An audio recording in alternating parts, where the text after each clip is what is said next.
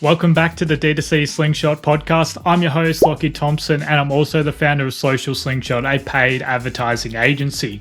This podcast is your go-to resource for entrepreneurs seeking insights from industry leaders and experts. If you have magically stumbled across this podcast, then I'm truly grateful that you've chosen to listen. If you have any specific questions or topics you'd like us to cover, then don't hesitate to reach out to me on Instagram at Lockie Social Slingshot. While this podcast is tailored to the broader e-commerce community, if you are ever in need of direct marketing assistance, then Social Slingshot is here to help. Our mission is to drive as much success for as many e-commerce brands as possible by being the most results-driven and client-focused agency on the market. Now, with all that boring admin stuff taken care of, let's jump into today's episode. G'day listeners, welcome back to the DTC Slingshot Podcast. Today I am joined with a special guest, David Monk, who has an exceptional track record in marketing and he's currently teaching over 170 students. So today's going to be a super valuable episode, not from a DTC founder, but from a marketing expert. And we're going to be diving into brand archetypes. So David, you just want to quickly introduce yourself and give us a bit of backstory to how you got to where you are today. Thanks, Lockie, and please just call me Dave. I don't only want to hear Dave when I'm in trouble with my mother. So yeah, my name's Dave Monk. I am actually got two roles. I'm social media marketer by day and also a university lecturer at night. I teach postgraduate applied digital marketing at Edith Cowan University over here in Perth, Western Australia. And before I got caught by the teaching bug, I got caught by the research bug. So I've written a master's thesis on brand archetypes and the power of narratives. It's basically built upon visual storytelling. So what I did in my master's thesis is I actually re-engineered energy drink brands. So your Red Bull, your Monster Energies of this world. Basically, it was like being an art critic and trying to say if you see a picture of Red Bull and then Red Bull on Instagram and you have a guy on the motorbike flying like Superman, what does that mean in a symbolic reasoning? And then over time, I build up a picture and a profile of the archetype between Monster Energy, Red Bull, the energy. And that's basically my whole research bug. Just meaning it's my work so far. Yeah. What led you down the path to diving into energy drinks? Was that just out of something that you was consuming in your everyday life and you just decided as a uni student you're smashing them down? Yeah, well, a little bit more of my backstory. Back in my 20s, I was working in hospitality and I overdosed on it. I had one too many Red Bulls, working night shift, and I had a mini heart attack. And sort of was a bit of a personal thing to me. I quit hospitality when I was 30, went back to study, did my master's by marketing, then got bitten by the research bug. And I always was interested in how, not just energy drink, but fast food, how that markets to people. I mean, some of the most successful marketing in the world, is Coca-Cola. We all know they hijacked Christmas. So I got interested, but then I sort of went down the energy drink path because at the time I was chatting about it being the new tobacco, and a lot of the tactics from big tobacco were applied to energy drink marketing, like the science of doubt, putting false, I won't say false, but, dubious health claims against it. And whereas they're trying to discredit all the ones who are saying, no, this stuff is garbage, guys. You shouldn't really be consuming it. Yeah, for sure. There's definitely a bit of, controversy about energy drinks at the moment. There is a lot of people who consume them, and you see them at every service station across Australia, right? And then there's also the health risk associated, like you alluded to, with your own health problems as well. Yeah. So for them to be so successful, they must have a pretty good marketing strategy behind them. So you just want to dive a bit more into brand archetypes, what that actually means, and how brands are able to use that throughout their marketing to tell a story. Absolutely. So brand archetypes, or archetypes in general, is based deep in psychology. And there's two real big names you need to come across. First one, and some of your listeners may have heard of, is Carl Gustav Gustav Jung, rather. So Carl Jung was one of the understudies of Sigmund Freud in Vienna in the early 20th century, and he's the first one that came to say that our collective unconscious, so right deep down in our brains, we see archetypes, and this is how we consume everything from movies to books to TV shows to radio, even sometimes podcasts. So we have these characters, so heroes, outlaws, explorers, rulers. They all have their own character arcs, and we all see that they're deep-rooted characters. And a hero also can have a different cultural context, but the same arc. For example, a hero in the United States will be a cowboy, whereas a hero in Japan will be a samurai, but they're still the same character. They've got different costumes. So that's the Jungian archetypes. The other one you need to think about too is Joseph Campbell in 1946 wrote about the monomyth. And every basic story, every film has got the same plot. So you get a call to adventure, you get guided by someone wise, you go on a little bit of trial and tribulations, you discover you might have some magical powers, then you go into the dark cave, you fight off the monster, then once you overcome that monster, you gain some special powers, then your life is transformed. This is called the hero's journey. It's a 12-part plot that you can apply it to Star Wars, you can apply it to The Matrix, you can apply it to any film you can think of. Yeah, I actually had this conversation with my girlfriend in the car the other day. She's like, "Oh, let's go home and watch Grey's Anatomy." And I was like, "No, I don't want to go watch them have some sick patient. They come to the conclusion that they have no treatment, and then all of a sudden they've thought of some new treatment that has never been tested before, and they shouldn't do it, but then they end up doing it, and then they save the patient's life." It's the same story every single time. It's the same story, and you can apply it to your life, or you can apply it to a much broader sense. Now, what we're going through right now, we're going through a crisis period, but you know what? This tells us, and this is in every corner of every in every mythology, in every culture, the crisis period will come and we'll come up stronger on the other side. So this is basically how we as humans make sense of the world. Yeah. Yeah, cool. So from my understanding, there's 12 archetypes. What are some of the most common ones you see being used throughout e-commerce? Well, the obvious one most people recognize is the hero. But there's some others like outlaws. So outlaws is Uber. Uber is a classic outlaw archetype. You got the explorer, innocent, jester. Jester is quite common in fast food. You even got the ruler or the emperor, which is quite common in luxury branding.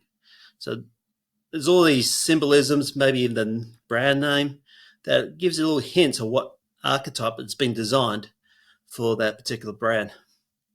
Yeah, and so for new start e-commerce brands, like how do they actually come to the realization of like what archetype they are? Is it a bit of a process and like a very direct thought process that leads somebody down a certain path, or is it just something that comes naturally through even the founder's personality and stuff like that? Yeah, it's a bit of both. Well, obviously, if you want to start with the archetype, go start with the really basic archetype, which is the persona, which is your audience, what's your ideal customer, and what resonates with them. But also, there's a great book, and I'm sure if some of your listeners have read it. It's called The Hero and the Outlaw by Mark and Pearson. Came out in that 2001. And in that, there's a little thought experiment. So you got your brand, and you go through each of the 12 archetypes, and you pick out the one or two that makes sense to you. I mean, they're not stereotypes. You can't say, I'm just a hero and that's it. No, you can have an archetype, and you can have several sub-archetypes as well. Yeah, for sure. And what are some of like the most underused archetypes that you see around e-commerce? Like, is there one that people are sleeping on at the moment? Yeah. Well, the innocent pretty much is underused. So that's having a childlike, like McDonald's that are innocent. So it's the hero before they make the journey. So it's almost like a childlike playing like ones. Also, the builder. They're more the artistic, creative types. The classic example of a builder, just look at how Elon Musk set up his personal archetype, personal brand rather. So there's also things like the caregiver. I mean, caregiver is often associated with healthcare, but can have that motherly, matriarchal, or patriarchal, looking after people. That's that one's probably really underused. Yeah, I feel like a few e-commerce brands have been going down that path recently, the caretaker one, because of all the sustainability aspects to it and Yeah. like more natural sourcing of fibers and materials and stuff like that. So I think it is becoming a bit more of a commonplace. But in with the archetypes, is there some common pitfalls that brands face when they're trying to apply these archetypes, and maybe they're getting a little bit confused along the way, and then they might be resonating to a certain audience one day and then another the next, and they're unable to really drive home that like message that they want to hit? Yeah, absolutely. So the biggest pitfall is treating them like stereotypes.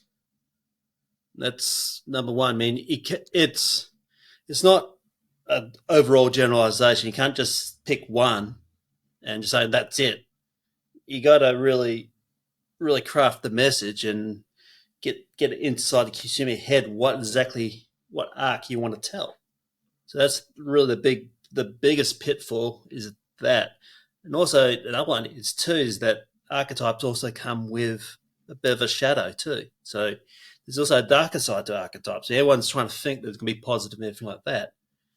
But I'll ask you this: who's more interesting in the DC universe, Batman or Superman? Superman's all wholesome and good.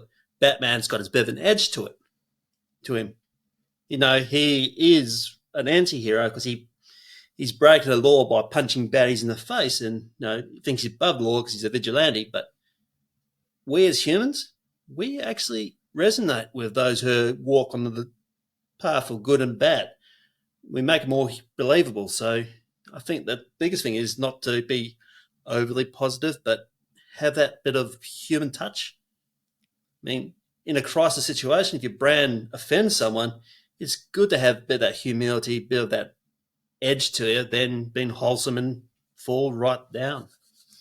Yeah, I find myself watching, well, I'm pretty sure everyone's the same, but the negative headlines do capture your attention more and you seem to go down those rabbit holes more. Yeah. Or if I do find a particular brand that I like and I happen to come across a founder and they have some pretty strong views on the world, it's not always likely to resonate with me. But if I do find somebody who has similar opinions to me, then I'll tend to follow them more and more. Yeah. You know what So I mean? yeah, but also on the same for token, don't be overly evil either. Just have to walk that line and try to be as human as possible. Yeah. Yeah, that's right. As long as you're trying to put your best foot forward, not just creating controversy every single day, but because people will hate you, of course. Unless you're wicked campers, then. Yeah, for sure. So how are you able to say, does this change over time as well, your brand archetype, or is it something that you sort of say Macca's, for example, they play along that child element a lot, you said. Does that evolve over time? It can if you have if you're big enough as Macca's and you have different sub-brands underneath you.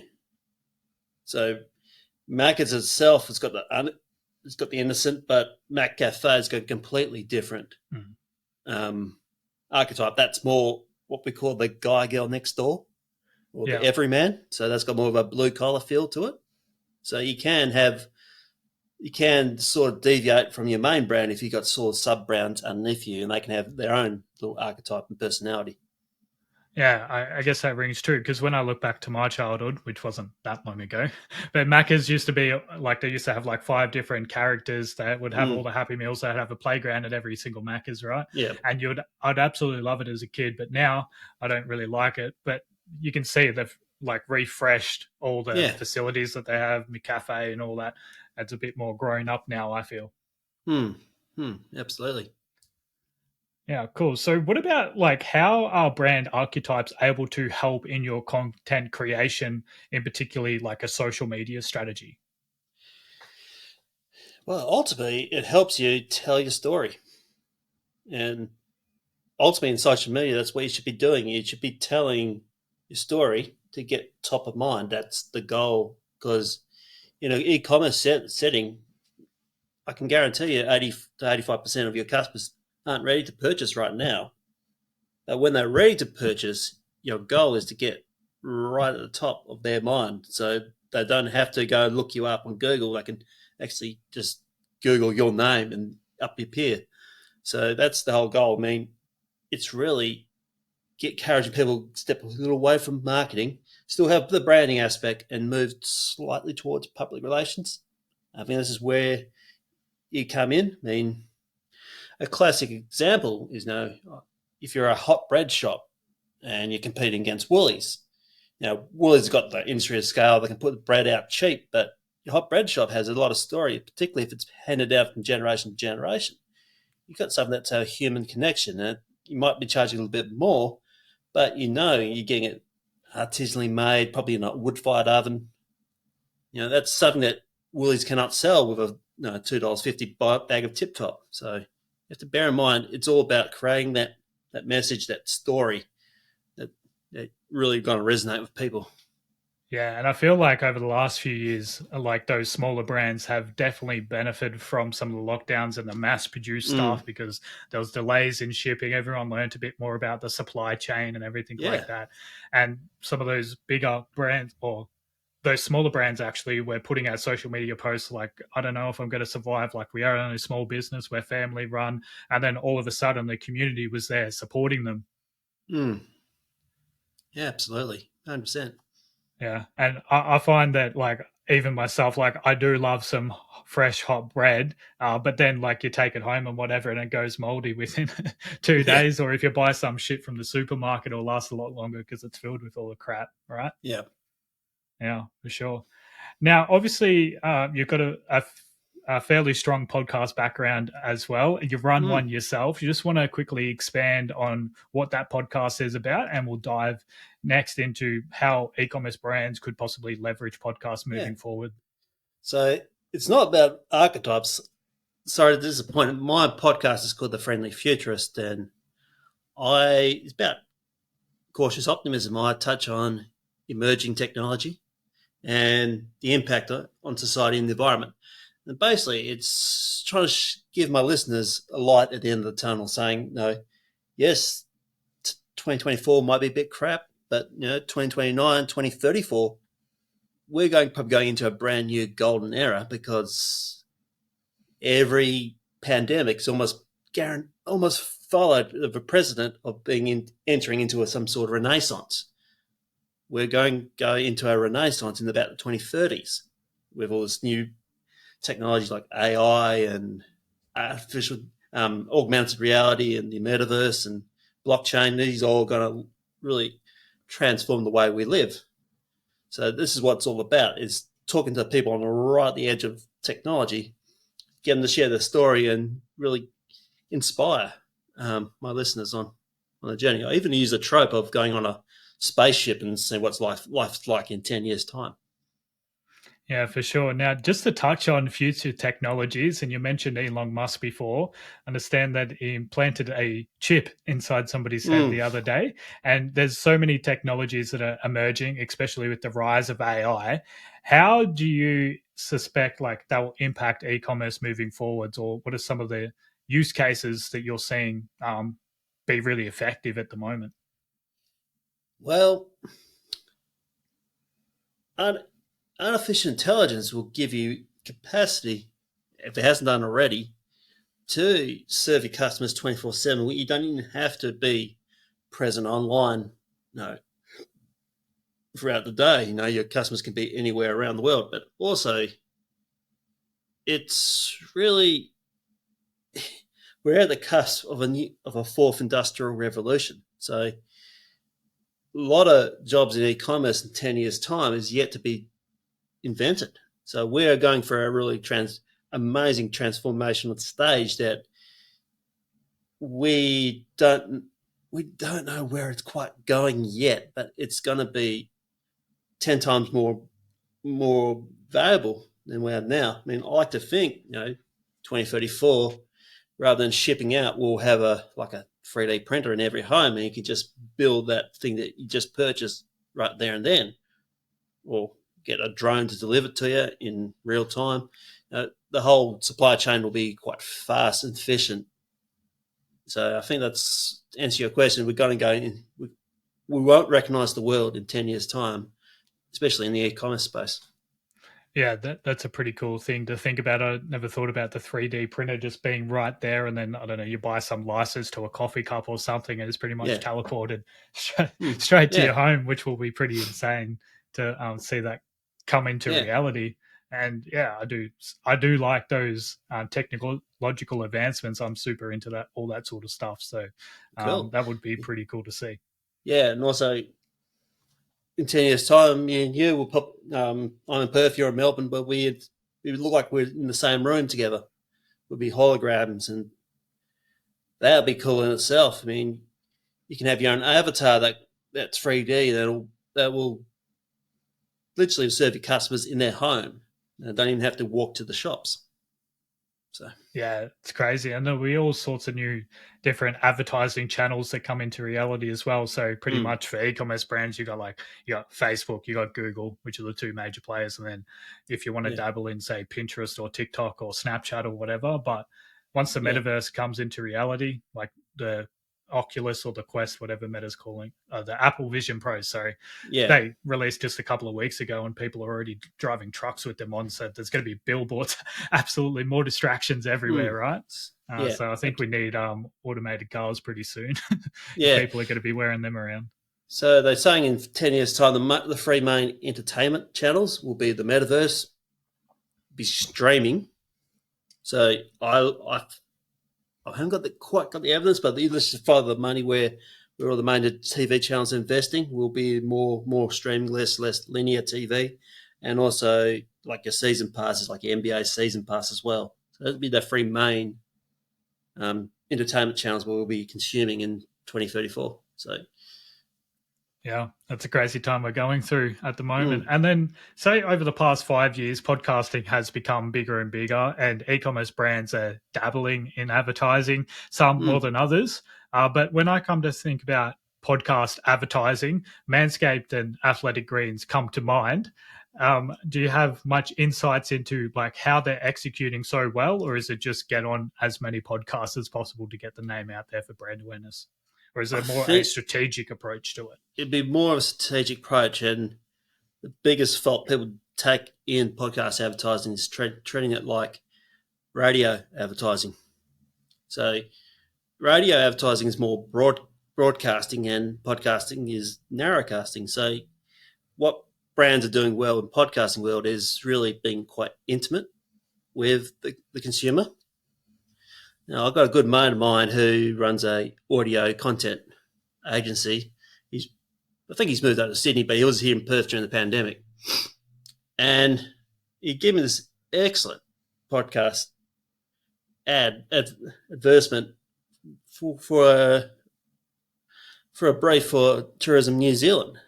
Now, what he did, he paid someone to go out in the middle of the Kiwi bush with a 360 microphone and just captured the sounds of the night. And then he put it into what's known as spatial audio, and every time you turn your head, you'll hear a different noise. So you really, if you take away the visuals and you really think of that, your consumers are going to consume with their headphones on, you're limited to your imagination. You can put a lot of small soundscapes into it. It can get quite technical. I mean, I do like to have arguments with video editors saying that audio editing is just as technical, and if not even more technical than sometimes video editing. But that's another episode in itself. I would agree with the audio being a bit harder than video because they could just show you what's going on, right? Yeah. Yeah, so that's pretty cool. I know when I watch a certain video, whether it's on YouTube or TikTok or whatever, and they're like, "Oh, put your headphones on to listen to this and close your eyes," and you can just hear stuff going from one ear to the other, and you're like, "How is that even possible?" Yeah, so, yeah, it's truly effective. Just remember that your ears are the quickest way to get to your brains for your ears. That's why we hear thunder before we see lightning, and though lightning strikes before thunder. Oh, so is that right? We're more hardwired to hear danger before we see danger. Yeah, that makes sense. Cool. And then with like e-commerce brands, you mentioned that podcasting is more narrow, and I don't mind an e-commerce ad inside my podcast if that person, like the host, is delivering it, because I'm listening to them. I don't know, it could be 6 hours per week, depending on how much content they're putting out, right? And if you get them to make, I don't know, I'm into my comedy, so if they get a like comedic edge to the advertising as well, it just helps personalize that brand, makes it more relatable and stuff like that, rather than just getting some paid UGC person to film a 30-second video saying how good is this product, sort of thing. Well, there's multiple ways you can do it. I mean, quite common and it happens quite a lot in comedy podcasts. You have like a little break and just get the host to read out script. But also in Acast, you can get programmatic advertising. So it kind of works similar to how your YouTube works. So you can insert those ads pre, post, or mid roll, and they can actually just stop it. And the quite clever thing about it too is that it can be geographically specific. So if you're listening in Melbourne, they can get right down to Melbourne. They can talk about the weather. They can talk about your genre. So, for example, if you're Foxtel and you're listening to a true crime podcast, they can sell you, stuff on crime and investigation Australia, something like that. Or similarly, if you're watching Game of Thrones, they can, something related to medieval history. They have a Game of Thrones ad, so they can get quite tailored to the audience. Yeah, for sure. My girlfriend was into a true crime for a bit. I think she stopped listening to him. But when she was going through that craze for about 6 months, she ended up purchasing, I don't know if you've seen them, but those case files, it's like you buy them, it's like a little board game, and then you've got to solve the mystery and sort of thing. So I think she got done through a podcast or whatever was talking about it at the time. So it's super targeted advertising, and me being a Facebook marketer, it's like, the more personalized you can make it, the more success you're going to have. Yeah, and good thing about it too, people don't realise that AI-generated voices is getting more and more realistic. I mean, probably the last real frontier is the Australian male voice, because we've got a very complex accent in the English-speaking world. I mean, it's much more complex than the Americans. Sorry, US, but it's true. And it's getting more and more believable. So I think very soon, and I'll probably say within 12, 18 months, we'll be able to type or create it without even recording a very realistic voice, and it can actually do all sorts of, it's just limited what you can do. I mean, it's really interesting and fascinating. Yeah, that's going to be super helpful for me, because I'm always nagging my clients to give me more content, give me this piece, give me this piece, give me this voiceover. So if I can just record their voice and then type some words into AI and it sounds exactly like them, all their voice inflections and stuff like that, it's going to be super exciting times, because we'll be able to pretty much exactly script what we want to say, make it sound as natural as possible, or make it sound real addy if you really wanted to. But yeah, that's definitely going to help in the content creation side of things. On the flip side too, there's scams going around, it's particularly in the US, where scammers are impersonating, say, an elderly person's kid and asking mum and dad for more money. So be aware of that too. That has a flip side to it, but for advertising purposes, this technology is quite exciting. And and there's also those scams that are going around, especially like in the podcast scene, say Joe Rogan, for example. People are just like AI generating a video of him saying how good their product is, even though he's never ever touched it. So, it's scary, but it's also exciting at the same time. Cool. Did you have anything else that you wanted to add at all? Probably one thing is how you get to how you highly rank and hack Spotify in particular. Yeah, cool. Well, so we can dive into that. There's a lot of little tricks, and no one knows how the algorithm of Spotify works, but I got a colleague in Singapore who has basically re-engineered the algorithm. So the trick is to encourage your listeners to keep going back to your episode. And I know it seems easier said than done. So take a borrow from radio and use back call to a previous episode that has a similar theme. Mm-hmm. Other tricks are to leave a little Easter egg right at the end of the podcast, just to make the listener want to listen to it again, and also encourage them to listen to, get the subscribe and hit the bell, basically, like borrowing from YouTube. So that's some of the little tips, but also consistency builds as well. I mean, yeah. I got that. Yeah. When I'm thinking back to listening to podcasts, there's always some event coming on or special guest coming up, or they got to do some listener thing next week as well. Yeah. So I just say coming up later in the series, and I'll just give a little hint, and that's it. So yeah. Also covers me because sometimes guests might drop out, and so the best plan is just to say what's coming up rather than say what's the next episode. Cool. So did you want to leave the listeners with anything before we jump off today? We're almost coming up to time. Yeah. Well, if you loved my conversation, and I feel like a plug here, please listen out to the Friendly Futurist. I'm on all good platforms. Friendly Futurist towards Society 5.0. I do cover some really interesting topics, everything from the metaverse right through to cybersecurity and even biotechnology, which I think is really interesting and fascinating. Listen out for that. Thank you very much for your time. Yeah, no worries. Thanks for joining us on today's episode. I'm sure everybody got a lot out of it. And yeah, like David said, go follow him on all the socials and good podcast platforms. And again, thank you so much for coming on today. Lockie's been a pleasure, mate. Thanks for having me on. No worries. I'll see everybody on the next episode.